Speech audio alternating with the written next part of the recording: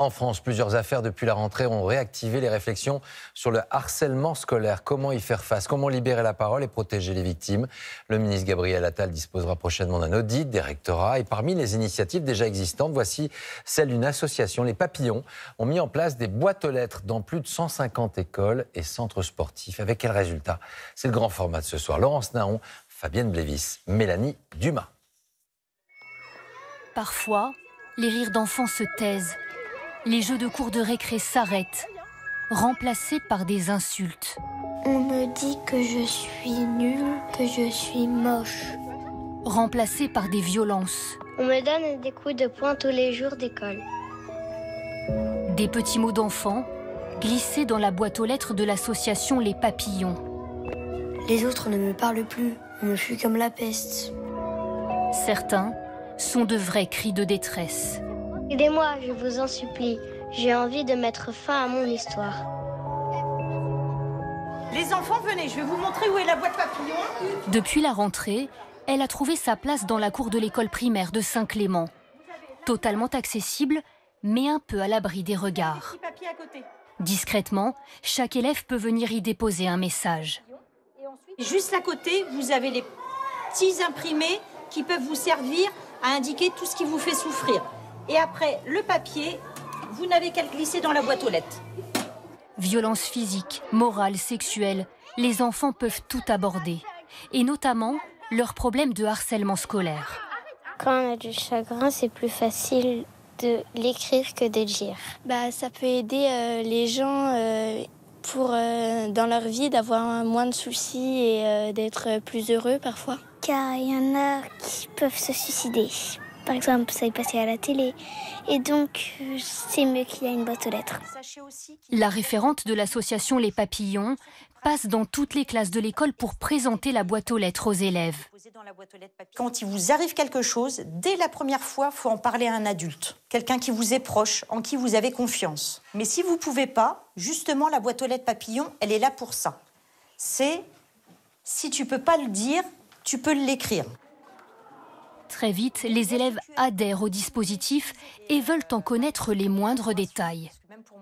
Est-ce qu'on peut donner les feuilles à notre cousine si elle a un problème? Est-ce que c'est grave s'il y a des fautes d'orthographe? C'est quel jour que vous récupérez les papiers? Pour les personnes qui nous ont fait du mal ou autres, qu'est-ce qui va leur arriver? C'est à la demande du maire de Saint-Clément que la boîte aux lettres a été installée dans l'école de la ville. Cette façon de tendre la main, de tendre l'oreille, mais directement auprès des personnes qu'on souhaite, encore une fois, protéger, cet outil-là, cette simplicité-là, elle a été l'élément de choix pour la ville de Saint-Clément. À 150 km de là, dans une autre boîte aux lettres de l'association Papillon, Léa, 10 ans, a déposé son courrier. Elle a conservé le brouillon où elle confie les coups violents qu'elle reçoit de la part d'autres élèves. Soutenue par son père, elle accepte de nous en faire la lecture. Je subis du harcèlement depuis 4 mois. Ça a commencé avec des agressions physiques à l'épaule, aux hanches, aux pieds, au tibia et au mollet. En plus des coups, des insultes, Léa est victime de cyberharcèlement. Donc on continue à me taper. Un autre gars était en train de filmer, pas pour me défendre, pour, je pense, sans doute se marrer. Ça m'a démoralisée. Je voulais pas trop aller à l'école le lendemain. Je voyais pas qu'est-ce que j'avais fait pour subir ça. Moi, j'ai voulu m'isoler et rester toute seule. Du coup, à un moment donné, j'ai arrêté de sortir. J'avais surtout peur de les recroiser. Glisser un message dans la boîte aux lettres a permis de mettre un coup d'arrêt au harcèlement. Moi, ce que j'ai trouvé assez étonnant, c'est la réaction derrière. Elle a été d'une rapidité incroyable, puisque je pense 2-3 jours après, j'ai eu des nouvelles de l'association qui, elle, a accès à pouvoir alerter le maire, les écoles, les directeurs. Je me sens un peu apaisée. Enfin, quelqu'un qui pourra m'aider, me sortir de ce cauchemar. Le mot de Léa et ceux des autres enfants sont tous envoyés ici, à l'association Les Papillons. 2 psychologues les analysent. Lorsque la situation est grave, elles peuvent alerter la cellule départementale de traitement des informations préoccupantes. Et l'association peut aussi saisir la justice.